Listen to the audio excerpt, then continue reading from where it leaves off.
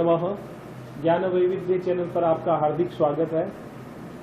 तो मित्रों, कल बहुत से छात्र कह रहे थे कि गुरुजी अभी कारक प्रकरण आप बहुत धीरे धीरे चला रहे हो। कुछ लोग कह रहे थे इनको स्पष्ट तरीके से पढ़ाओ। तो अपन जो है कारक प्रकरण में जो सूत्र पीछे पढ़ा है, गति बुद्धि प्रत्यवसानार्थ शब्द कर्म अकर्म का नाम अणिकर्ता शरणौ, ये सूत्र अभी हम पूरा पढ़ चुके हैं कि गति अर्थ में, बुद्धि अर्थ में, प्रत्यवसानार्थ इत्युक्ते भक्षणार्थ, शब्द कर्म अर्थ में और अकर्मक धातु के योग में जो अण्यंत अवस्था का जो कर्ता था उसको यदि किसी से प्रेरणा मिल रही हो और उसको अण्यंत अवस्था कहते हैं, उस अवस्था में पूर्व अण्यंत अवस्था का जो कर्ता है उसकी कर्म संज्ञा हो रही थी और कर्म संज्ञा होने पर कर्मणि द्वितीया से वहां पर द्वितीया विभक्ति हो जाती है। तो इसी क्रम में जो सूत्र पढ़ा है उसमें कुछ अपने मन में कुछ प्रश्न आते हैं। सूत्र में गति इत्यादि किम, कल अपन ने जो उदाहरण पढ़ लिए थे, शत्रुन अगम्यत स्वर्गम वेदार्थम स्वान अवेदयत आसियत चामृतम देवान वेदम अध्यापयत विधिम आसयत सलिले पृथ्वीम। इन सब उदाहरणों में द्वितीय विभक्ति जो हुई थी वो किन कारणों से हुई थी वो सूत्र में स्पष्ट हम पढ़ चुके हैं। तो अब कहने का तात्पर्य है कि इस सूत्र में गति इत्यादि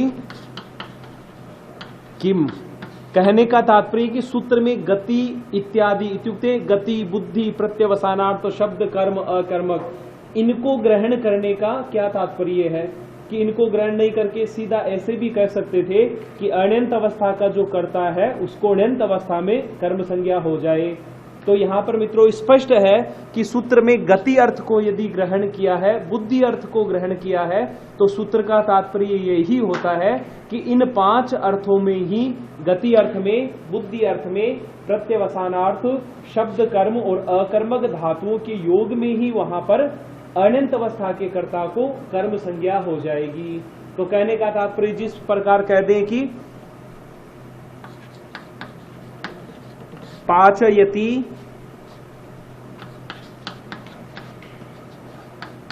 पाचयति ओदनम देवदत्तेन,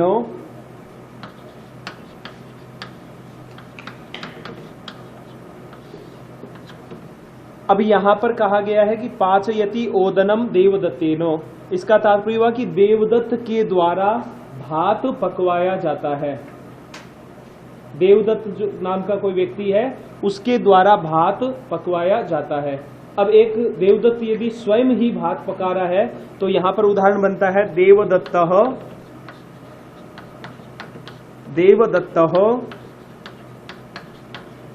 ओदनम पचति। अब इन दोनों में अंतर क्या स्पष्ट दिखाई दे रहा है कि ये तो है अण्यंत अवस्था, अण्यंत अवस्था, और ये होगी अण्यंत अवस्था। अब यहां पर अपने को इतना ही समझना है कि ये अण्यंत अवस्था जो हो रही है तो यहां पर अण्यंत अवस्था का कर्ता पहले कौन था? देवदत्त। देवदत्तः ओदनम पचति, ये जो वाक्य है देवदत्त है भात पकाता है। भात पकाने वाला कौन है? देवदत्त। तो यहां पर अण्यंत अवस्था का कर्ता कौन हो गया? देवदत्तः। अण्यंत अवस्था इत्युक्ते किसी से प्रेरणा नहीं मिल रही है, अपने आप ही वो भात पका रहा है।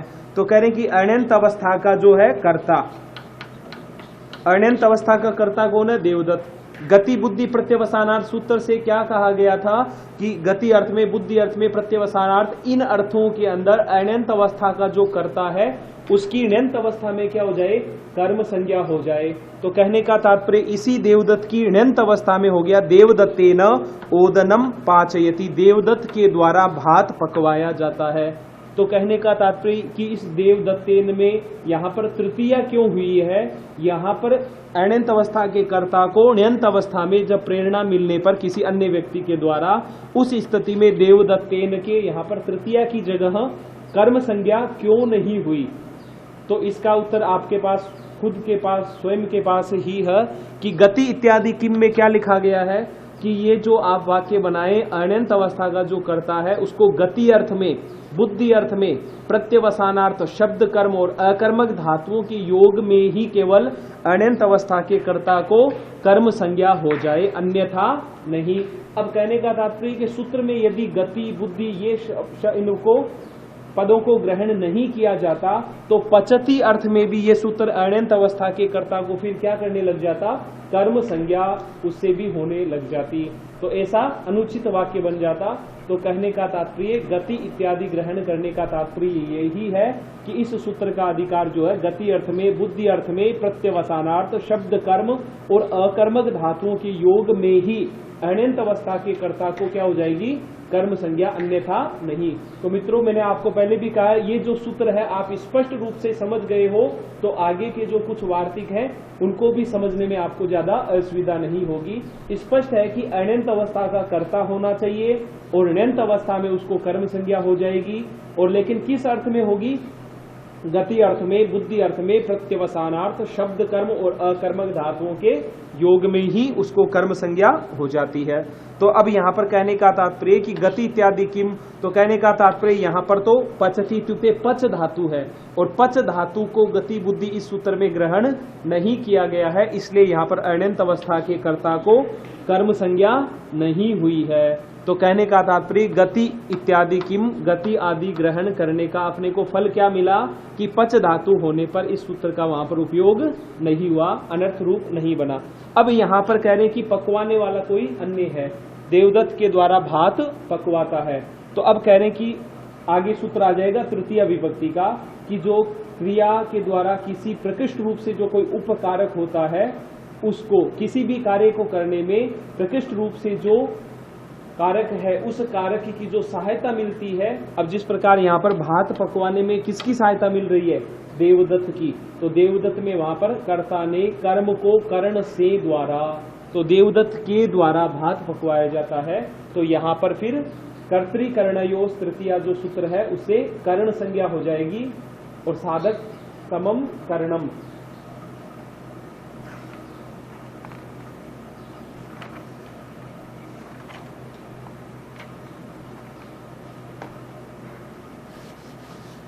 यहाँ पर कर्तृकर्णयोस् तृतीया जो सूत्र है मित्रों उससे तृतीया विभक्ति हो जाएगी।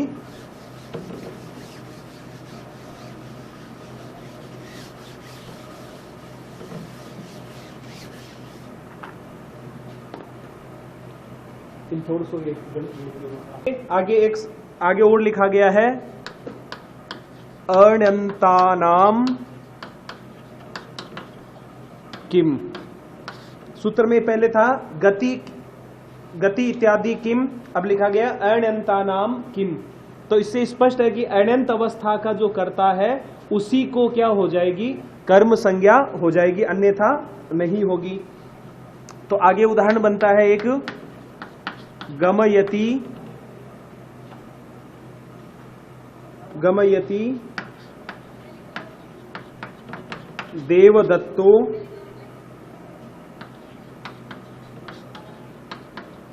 यज्ञदत्तम। ये उदाहरण बना हुआ है यहाँ पर गमयति देवदत्तः यज्ञदत्तम। अब कहने का तात्पर्य इसका उदाहरण जो लिखा हुआ है देवदत्तः यज्ञदत्तम गमयति, देवदत्त जो है यज्ञदत्त को गमयति इत्युक्ते भेजता है। तो यहाँ पर गति अर्थ हो रहा है। तो इसी अवस्था के यहाँ पर तीन उदाहरण बनते हैं। तो वहां पर तीन अवस्था होती है। जिस प्रकार प्रथम अवस्था के अंदर होता है जाने वाला कौन है, अण्यंत अवस्था में यज्ञदत्तः यज्ञदत्तः गच्छति, यज्ञदत्त जाता है। इसके बाद में है दूसरी अवस्था में देवदत्तः यज्ञदत्तम गमयति। आगे तीसरी अवस्था में रूप बनता है तृतीय अवस्था में विष्णुमित्रः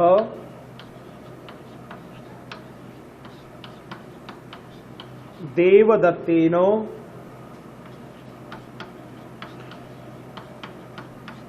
यज्ञदत्तम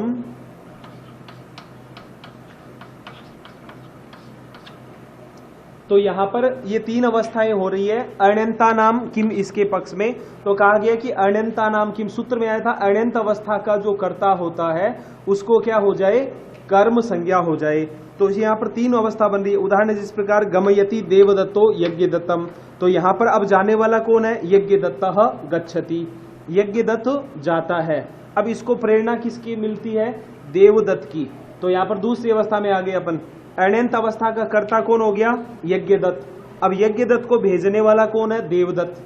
तो देवदत्तः यज्ञदत्तम गमयति, ये अण्यंत अवस्था को अण्यंत अवस्था में होने पर रूप बन गया गमयति।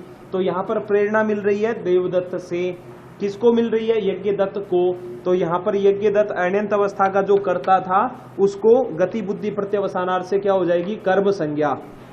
पुनः अब आगे कह रहे हैं कि अण्यंत अवस्था का जो कर्ता हो केवल उसी को ही क्या हो जाएगी, कर्म संज्ञा।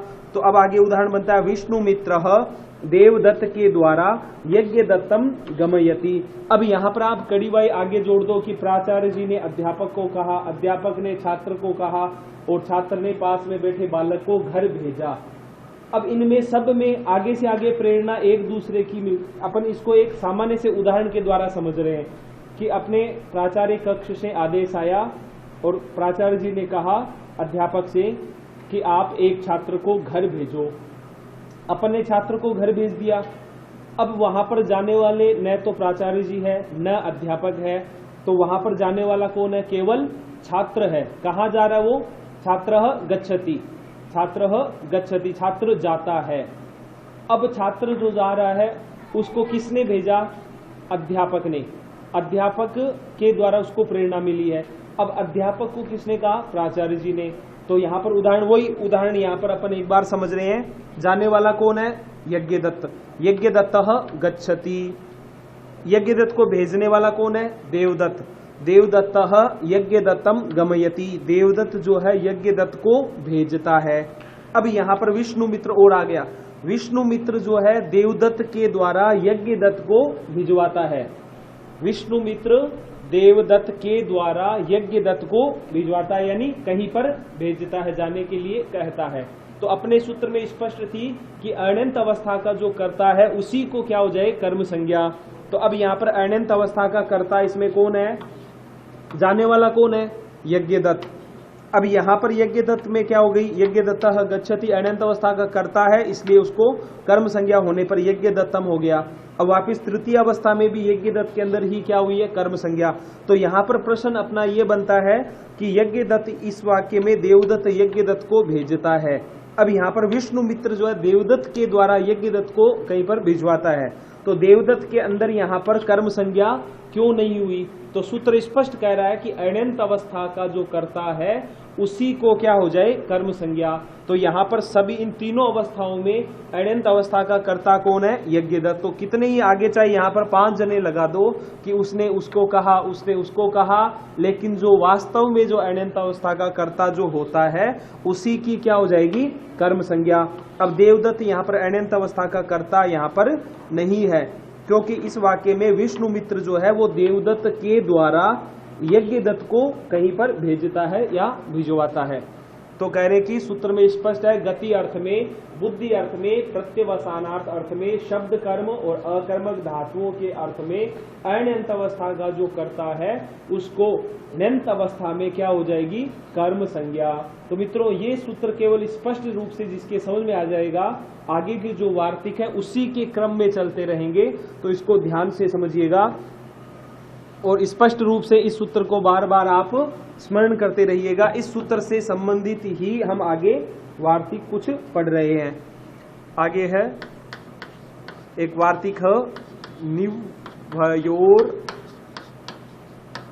निव्वयोर न। अब इससे स्पष्ट हो गया, निव्वयोर न से नी धातु है और वह धातु और ओस प्रत्यय यानी इन दोनों के लिए कहा गया है। नी वह धातु होने पर न यानी नहीं, कह रहे कि नी धातु है ले जाने अर्थ में। वैसे तो णी धातु है प्रापणे, णीय धातु प्रापणे प्राप्त करने के अर्थ में, तो वहां पर णीय से रू बना, नी धातु ले जाने के अर्थ में, वह धातु भी वहन करने के अर्थ में है। तो ले जाना और वहन करते तो वहां पर गति तो हो ही रही है। तो कह रहे कि नी धातु और वह धातु के प्रयोग में गति बुद्धि प्रत्यवसानार्थ से जो कर्म संज्ञा होती है अण्यंत अवस्था के कर्ता को, उसका निषेध हो जाएगा। कह रहे गति अर्थ में, बुद्धि अर्थ में, प्रत्यवसानार्थ शब्द कर्म अकर्मक और अकर्मक धातुओं के योग में अण्यंत अवस्था के कर्ता को जहां पर कर्म संज्ञा हो रही है वो नी धातु और वह धातु होने पर कर्म संज्ञा नहीं होगी। तो यहां पर अपन इसी निवयोर्न इस वार्तिक को समझने के लिए इसका एक उदाहरण दिया गया है, जिस प्रकार उदाहरण है नाययति निवयोर्न। ये कहता है कि नी धातु और वह धातु के अर्थ में अण्यंत अवस्था के कर्ता को कर्म संज्ञा नहीं होगी। तो यहां पर अपने को यही देखना, नी धातु और वह धातु के प्रयोग में अण्यंत अवस्था के कर्ता को। तो यहां पर नी धातु का उदाहरण बनता है नाययति भारम भृत्येन। इसका अर्थ हो गया भृत्य इत्युक्ते सेवकः। तो कहते हैं कि सेवक के द्वारा भारम नायति, सेवक इत्युक्ते भृत्य इत्युक्ते नौकर के द्वारा भार को ले जाया जाता है। जिस प्रकार अपन कहीं अपने जो कहीं पर भी यात्रा करनी हो तो अपने से भार पूरा नहीं चल पा रहा हो तो अपन सेवक को कहते हैं कि अपना थोड़ा सामान जो है कुछ जगह पर पहुंचा दो, तो वो भार को वहन करता है। भृत्येन भारम नायति, भृत्य के द्वारा नौकर के द्वारा भार को ले जाया जाता है।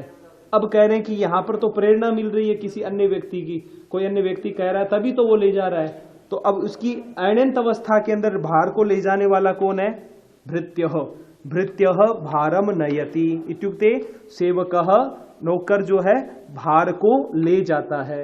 अब किसी अन्य व्यक्ति की प्रेरणा मिल रही है, तब वाक्य क्या बन गया कि भृत्य के द्वारा भार ले जाया जाता है। तो यहां पर अण्यंत अवस्था का कर्ता कौन है? भृत्यः। अब इसमें यहां पर गति बुद्धि प्रत्यवसानार्थ से कर्म संज्ञा हो जानी चाहिए अण्यंत अवस्था के कर्ता को। तो यहां पर कर्म संज्ञा होने पर द्वितीय विभक्ति हो जानी चाहिए थी। तो कहते हैं कि यहां पर वो सूत्र कार्य करेगा गति अर्थ में, तो ले जाने के अर्थ में गति तो हो ही रही है, इसलिए यहां पर कर्म संज्ञा होती है तो वो प्राप्त हो रही है केवल। तो वहां पर आगे वार्तिक आ जाता है अपने पास निवयोर्न। ये कहता है कि आप गति अर्थ में सब जगह कार्य कर दो अपना, लेकिन केवल नी धातु और वह धातु को आप छोड़ दो। तो यहां पर कहते हैं कि नी धातु का प्रयोग होने के कारण भृत्य के अंदर कर्म संज्ञा नहीं हुई है। तो कर्म संज्ञा नहीं हुई है तो भार को ले जाने में भृत्य क्या हो गया? फिर एक साधन हो गया ले जाने में। तो यहां पर कर्तृकर्णयोस तृतीया से क्या हो जाएगी? तृतीया विभक्ति हुई है, अपितु यहां पर कर्म संज्ञा नहीं होगी। इसी तरह वह धातु का उदाहरण है वाहयति भारम भृत्येन। वही बात, भार को नौकर के द्वारा वहन करवाता है या ले जाया जाता है। तो वहां पर अण्यंत अवस्था के कर्ता कौन हो गए? भृत्यः। तो भृत्यः भारम वहति, नौकर भार को वहन करता है और इसको अन्य कोई व्यक्ति प्रेरणा दे रहा है, तो यहाँ पर भृत्य के अंदर कर्म संज्ञा गति बुद्धि से हो जानी चाहिए। लेकिन निवयोर्न कहता है कि यहाँ पर उसका केवल नी धातु और वह धातु होने के कारण कर्म संज्ञा यहाँ पर अपन नहीं करेंगे। तो निवयोर्न वार्तिक से वहां पर वापिस कर्म संज्ञा का निषेध हो जाता है। निषेध होने पर कर्तृकर्णयोस तृतीया से यहाँ पर तृतीया विभक्ति हो जाती है।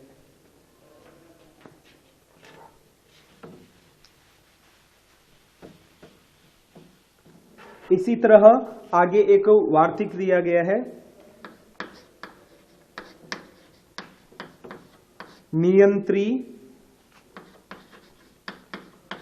नियंत्री कर्तृकस्य वहेर अनिषेधः।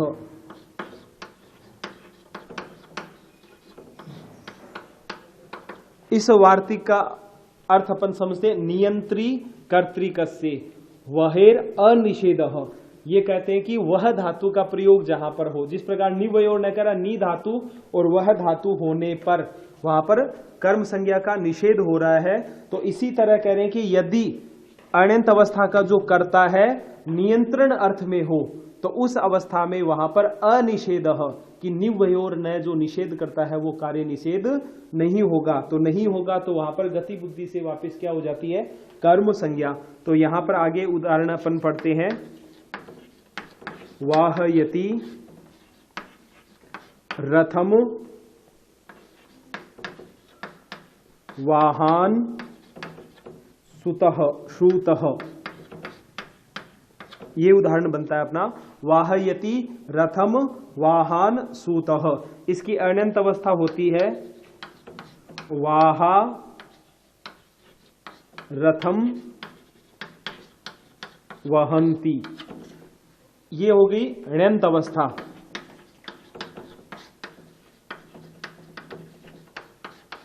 और यहां पर ये हो गई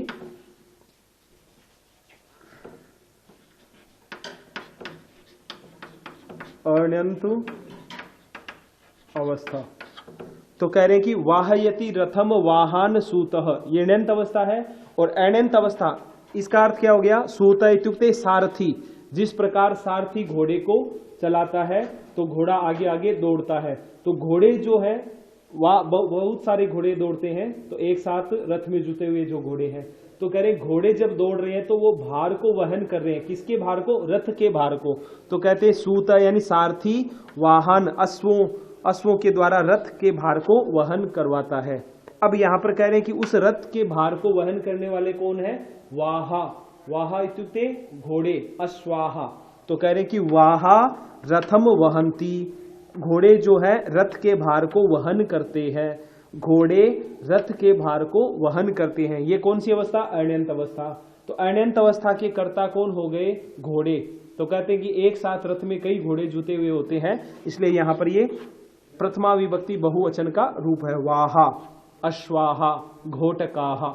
तो कह रहे घोड़े रथ के भार को वहन करते हैं। अब यहां पर कहते हैं कि गति बुद्धि प्रत्यवसानार्थ शब्द कर्म अकर्म का नाम अणिकर्ता शरणौ। अण्यंत अवस्था के जो कर्ता है उसको अण्यंत अवस्था में क्या हो जाए? कर्म संज्ञा हो जाए।